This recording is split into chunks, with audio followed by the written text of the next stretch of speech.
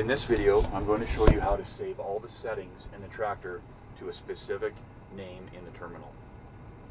So after you've hooked on your implement, you've adjusted all your settings, being your cruise controls, your hydraulic speeds, your flow rates, your timers for your hydraulics, your 3-point hitch settings, 4-wheel drive settings, diff lock, all that sort of stuff. Anything in this terminal that you can adjust for that specific implement, now we have the ability to save that in the terminal so you never have to do that again. So let's assume that I have my implement set up the way that I want it, with all of my cruise control settings, with my min and max engine speeds, my hydraulic settings, etc. Now what I'm going to do is I'm going to navigate to Administration menu, Administration main menu, the second icon down here, ABC to the floppy disk. This is the one that I want to pick. And here you'll notice this note here. Here you can load and save settings only with the engine running. Loading is only possible when the machine is stationary and the transmission is in the neutral position. And our teach-in must not be active. I'm going to go ahead and press my ABC to my floppy disk. Here it brings up Save Settings. We'll go ahead and we'll hit on ABC. Brings us up a typewriter. Here we can name this. We'll call this Degelman Pro Till. So we'll go ahead and hit the check mark. Now all of the settings in this tractor are saved. Now in order to reload those settings, there's two different ways to do that.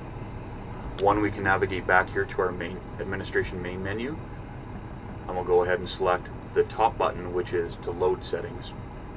And again, the engine has to be running, the machine has to be stationary, the transmission in neutral, and our teach-in not enabled. Go ahead and click on that. It brings us up a list of all of our implements that we've saved in here. So if we did this 10 times, we would have 10 implements in here.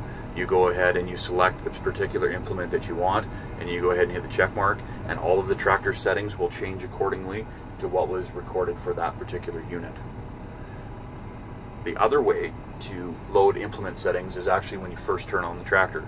So I'll go ahead and switch this one off, and I'll turn it back on quickly.